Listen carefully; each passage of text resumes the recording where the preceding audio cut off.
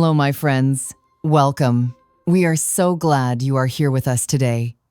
I want you to relax, take a breath, and imagine you are sitting in a comfortable room with us, talking like friends. Today, we are going to look at something simple but incredibly powerful. We are going to discover how English lives inside the quiet, ordinary moments of our lives. That sounds beautiful already. I like the idea of learning through simple things. Yes. Sometimes we think learning must always be difficult, like climbing a mountain. Maybe it can also be like walking beside a river. Exactly. When we slow down and pay attention, language becomes clearer, calmer, and more natural. Today, we will follow one ordinary day, from the first second of morning until the very last moment before sleep. And along the way, we will notice the English that lives in every corner of it. Before we rush into vocabulary or rules, I want us to simply walk through a day together. Not a perfect day, not a movie day, just a normal day. The kind we almost forget while we're living it. Those are usually the days that actually shape us, aren't they? Quiet days. Exactly. Quiet days are teachers. They show us how we think, how we react, how we speak to ourselves and to others. So let's start right at the beginning. Imagine the alarm goes off.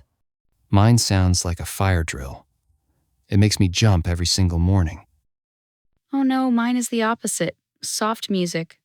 I pretend I live in some peaceful movie. And both of you are already giving us language. Listen, it makes me jump. I pretend I live in. These are natural English expressions. They come from experience, not grammar books. Now, you open your eyes. What happens next? I always lie still for a moment. I don't move. I just let myself arrive in the day. I grab my phone immediately. Notifications, messages, news. And then I already feel tired again. And that feeling has a name in English. We call it being overwhelmed. Too much information before your brain wakes up. Sometimes the best English lesson is learning to say, no, not yet, to your phone, and giving yourself 2 quiet minutes first. You walk to the bathroom. It's still early. The mirror is honest. Yes, unfortunately very honest. Way too honest for my liking. We laugh, but it's true. This is usually the first time we really see ourselves. Do you ever talk to yourself in the mirror? Sometimes I say, okay, Sophie, let's make today gentle. Not productive, not perfect, just gentle. I say, please, brain, work today. That is beautiful and also very normal. Talking to yourself isn't crazy, it is self-coaching, and it gives you wonderful, real sentences to practice. Then we move to the wardrobe. This is not just clothes. This is identity. I always touch the fabric first. If it feels soft, I usually choose it. I like clothes that feel like they're on my side. I choose the first thing that doesn't smell like yesterday. That is also a strategy. But again, listen to your language. Clothes that feel like they're on my side. The first thing that doesn't smell like yesterday.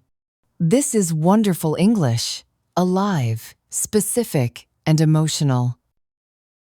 This is the kind of English real people speak. Now, breakfast. Not just eating. It's more than that. It is a small negotiation with the day. If I'm organized, I make porridge and fruit. If I'm not, I grab whatever is closest. Coffee fixes 70% of my problems. We all know that sentence. But here's the real lesson. Breakfast is where you practice the future tense without thinking. I'm going to have toast. I'll just make coffee. I think I'll skip breakfast. Grammar appears naturally when life appears naturally. Then comes the moment I love most, the door. The door is the line between my world and the world. Yes, I always stop there for 1 second, hand on the handle, one breath. I don't. I rush. And sometimes, honestly, my whole day feels rushed because of it. And that is awareness. That is growth. The more we observe our day, the more language and wisdom we gain. So we step outside. For a moment, the air feels different on our face. Cooler, maybe sharper. The world is busy already, but our brain is still waking up. I love that first breath outdoors. It feels like my lungs say, all right, here we go. Sometimes instead, I think, do I really have to? But my legs keep walking anyway. Both are honest reactions. And English has wonderful ways to talk about this. I'm still waking up. I'm not ready for the day yet. I need a minute. These sentences are soft. They don't complain loudly. They just describe truth. Whether we walk, drive, cycle, or take a bus, that small journey is like a bridge between worlds. I usually walk past the same houses. I see the same dog, the same man watering his plants. Sometimes I imagine little stories about their lives. On the bus, I put in my earphones, just to block out the noise a little. I watch people and try to guess their jobs. That is such a powerful exercise. You are not only traveling, you are observing, describing silently, building internal sentences. Many learners think they must sit with a notebook to study, but here, during the commute, your brain is already working. She looks tired today. That boy is in a hurry. The sky looks heavy. And without pressure, your English grows quietly. Then we reach our destination. Maybe school, maybe work, maybe a place full of people. Something inside us shifts. I always straighten my back a little, like I'm telling myself, okay, time to be serious now. I try to look confident, even when I don't feel it. Inside, I'm thinking, please, let today be calm. That inner voice is so important. The words we speak to ourselves shape how we live the day. And in English, we have such gentle phrases for moments like this. I'll take it one step at a time. I'll do my best. Whatever happens, I'll handle it. These are not magic, but they give strength quietly, respectfully. Now, once we arrive, the day starts to have a rhythm. Not a fast rhythm, not always. Sometimes it is slow, uneven, complicated, and that is where language really lives. When I sit down at my desk, I always need a moment just to organize my thoughts. I open my notebook, but I don't write yet. I just look at my list from the day before and think, okay, what actually matters? I do something similar. I open everything at once. Email, calendar, notes. And suddenly, it feels like they're all shouting at me at the same time. That feeling is familiar to so many people. In English, we say, I feel pulled in different directions. Everything seems urgent. But here is the lesson. Sometimes the most powerful sentence you can learn is, I'll start with one thing, not 10. 1. Because language is also about kindness, even toward your own brain. Then something interesting happens during the day. Small victories appear. Not big, dramatic success, just small wins. Like when I finally finish a task that has been sitting there for 3 days. Or when I understand something that confused me the day before. Exactly. And we have expressions for this too. That feels good. That was satisfying. I'm glad I did that. We usually think English is about big speeches, complicated grammar, impressive vocabulary. But real English is made of little sentences that carry truth. Of course, not everything goes smoothly. Sometimes someone is rude. Sometimes plans change. Sometimes we make mistakes. I hate when I say something and then later I think, oh no. Why did I say that? Or when I forget something important and I feel stupid for the rest of the day.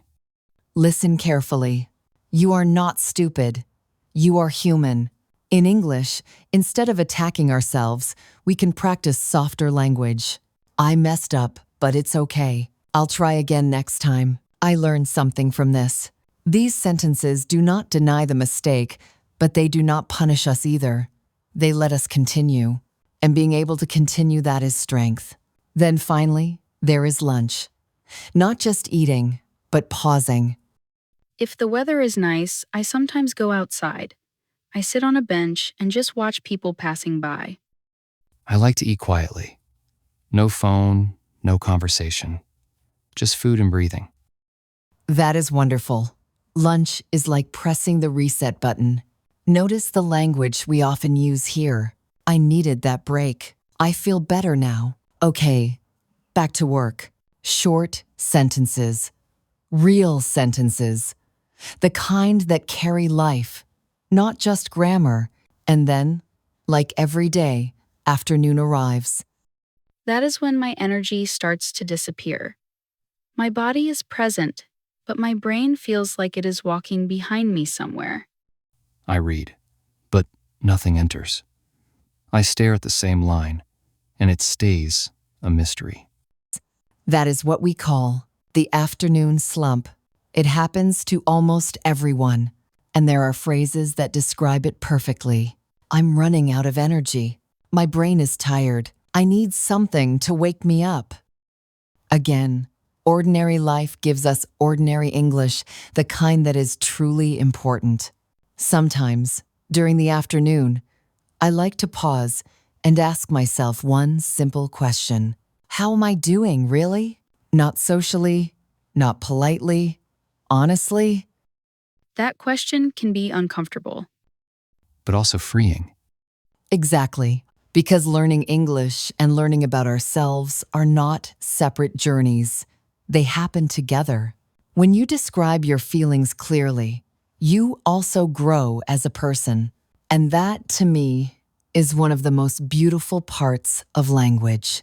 So the afternoon slowly moves forward. Tasks get finished. Conversations fade. Computers begin to sound quieter. There is a feeling that the day is gently closing its hands. Yes. Around the last hour, I always feel this strange mix. I'm tired, but I'm also a little proud that I made it through. For me, it's like climbing the last part of a hill. My legs want to stop, but I can already see the top. And we have such honest English expressions for that moment. Almost there. Just a bit more. I can make it. They are small, but they carry strength. Then, finally, the last task ends. You close the file. You push the chair back. Something inside you relaxes. I always do the same thing. I tidy my desk, I put the pen straight, close my notebook, place things in little lines. It makes me feel like the day has a clean ending. I shut everything down very slowly. I watch the screen go black, like the day is disappearing. Those little rituals matter. They tell your brain you did enough. And being able to say that is a healthy form of success. We don't always need applause. Sometimes we just need peace. Then there are the goodbyes. Those always feel warm. A simple, see you tomorrow, but it carries connection. Yes, even if we didn't talk much all day, that small goodbye feels like we belong somewhere. Exactly. Language is not only communication, it is belonging. When someone says, "Take care, get home safe," they are not just using words, they are offering care. And that is one of the reasons I love teaching English. Words can be gentle bridges between people. You walk toward the exit, maybe down the stairs, maybe through a long hallway. There is something wonderful about doors at the end of the day. When I push the door open and the evening air touches my face, it feels like freedom. Yes, like I have returned to my own life again. We often say, I'm done for today, not finished forever, just finished for now. And that distinction is important. The commute home has a different color. In some way, it is not the same as the morning commute. Yes, you're right. In the morning, everything is moving forward. In the evening, everything is trying to slow down. I notice people's faces more. Some look exhausted, some look peaceful, some look like they are still fighting their thoughts. And while you travel, your brain finally has space to breathe. You replay conversations. You remember something you forgot to do. You imagine what the evening will be like. You practice quiet English sentences inside your head. I should rest tonight. I handled today well. Tomorrow, I'll try again. This is learning happening silently. Then, there is that other door, the door to home. The sound of the key turning is one of my favorite sounds. It means safety. I always drop my bag first. That's my signal to myself. Day over. Home receives you. Sometimes messy, sometimes quiet, sometimes noisy, but still yours. And the first thing many people do is change clothes. Yes. I put on comfortable clothes, and suddenly my shoulders relax. It feels like I am taking off the day itself. Beautifully said. We often underestimate these gestures, but they are emotional language in action. You're saying to yourself, here, you can rest, and that is powerful. Before dinner, before television, before anything serious, there is usually a short, precious moment. I sit down, I don't speak, I just let my thoughts slow down. Sometimes I just stare at nothing. And honestly, it feels wonderful. Doing nothing is not laziness, it is healing. And English has a soft phrase for it. I'm unwinding.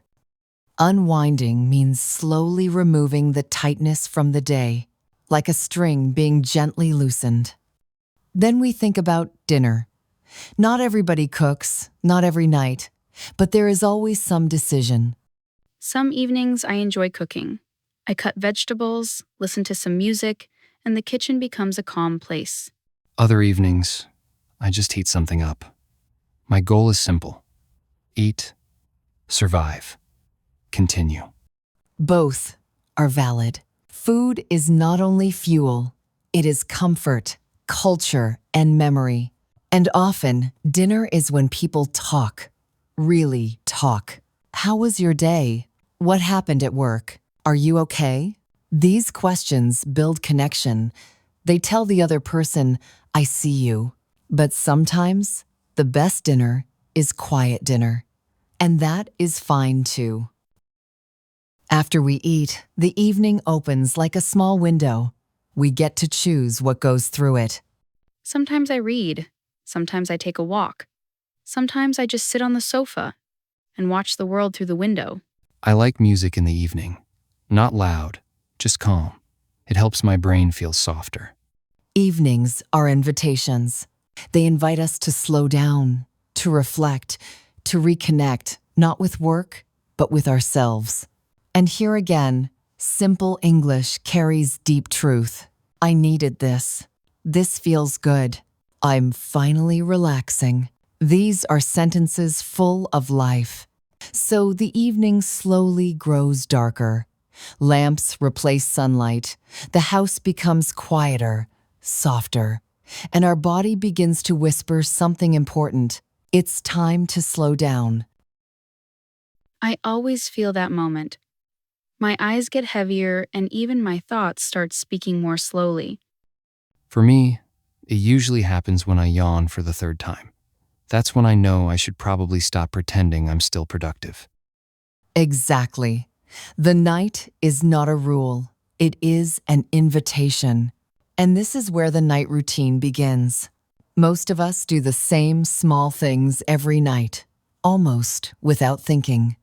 I wash my face, brush my teeth, change into pajamas, and every step feels like I'm gently telling my brain, we're done for today. like warm water at night. It relaxes my shoulders. I feel my whole body saying, "Thank you."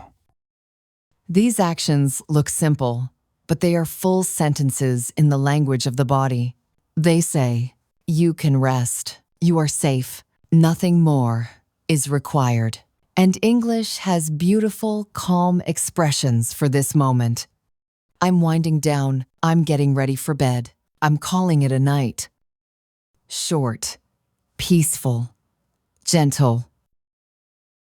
One of the biggest challenges today is noise. Not outside, but inside our pockets. Yes. If I start scrolling before bed, I suddenly feel awake again, even when my body is tired. Sometimes I read news at night, and then I go to bed, worried about the whole world. And that is too heavy for a brain that needs sleep. Sometimes the bravest sentence you can say is, "I'll check that tomorrow," because rest is not selfish, it is preparation. Then we finally lie down. The pillow welcomes our head. The blanket holds us.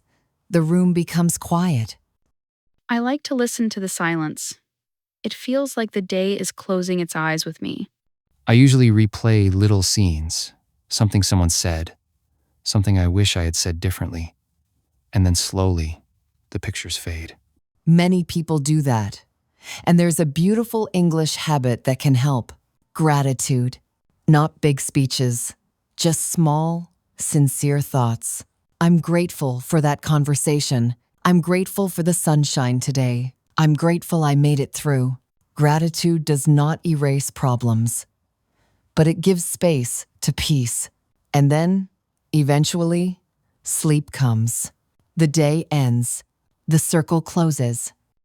And then, after many days like this, something wonderful arrives. The weekend. The first morning feels magical. No alarm. I wake when my body decides it's ready. I love that moment when I realize I don't have to rush anywhere. Exactly. The weekend is not only extra time, it is a different rhythm. We move slower. We breathe deeper. We choose differently. On weekends, I like bigger breakfasts. Eggs, fruit, maybe pancakes. I sit at the table longer and enjoy every bite. I make coffee slowly, not like on weekdays when I'm racing. I stand there, smelling it, and somehow the world feels kinder. And listen to the English that appears here naturally. I'm taking my time. I don't feel rushed. This is nice. Simple words, but they describe freedom. Of course, weekends also bring chores. Laundry, cleaning, shopping, all the things I promised myself I would do during the week. I call it catch-up day. I finally deal with everything that has been waiting patiently for me. And we have useful expressions here too. I've got things to take care of. I'm getting things done. I finally feel organized again. These sentences show responsibility without stress. But the weekend is not only work. It also asks a question. What brings you joy? Sometimes I meet friends. Sometimes I sit in a cafe with a book and feel like the world has slowed down just for me. I like going for walks, not to go anywhere, just to walk, to see trees, people, dogs, shadows, sky. Joy does not always shout. Sometimes it whispers. And when you talk about joy in English, the language becomes soft. I loved that. That made me happy. That was exactly what I needed. Those sentences are small gifts to the soul. Often, on Sunday evening, I pause and quietly look back at the week, not to judge, not to criticize, just to understand. I do that too. I ask myself, where did I grow? Where did I struggle? What did I learn? Sometimes I realize I was much stronger than I thought. Yes, and that is where language becomes wisdom. Because when you can name something, a feeling, a moment, a mistake, a success, you can also guide it. You can say, next week I want to be calmer. Next week, I want to speak more kindly. Next week, I will try again. And suddenly, your life is not just happening to you, you are participating in it. So, what have we really done today? We did not memorize irregular verbs. We did not analyze complicated grammar charts. Instead, we walked through, waking up, rushing, slowing down, working, resting, feeling, reflecting, and beginning again. And we discovered that English lives inside every one of those moments. It makes language feel more personal, less like a subject, more like a friend. Yes, like English is walking beside me, not chasing me. Exactly. Because real learning does not shout, study harder. Real learning whispers, notice more. And when you notice, you describe. When you describe, you remember. When you remember, you grow. My dear friends, I want you to carry one idea with you. Your ordinary day is not ordinary. It is full of meaning. And every small moment, the alarm, the mirror, the walk, the lunch break, the tired evening, is an opportunity to practice gentle, honest English. You do not need to sound perfect. You do not need to impress anyone. Just speak truthfully, kindly, patiently to others and to yourself. That feels hopeful. It feels like language and life are finally moving together. And that is exactly where I want you to be. Thank you for listening. Thank you for learning. Thank you for being here. We will see you again soon. Good night.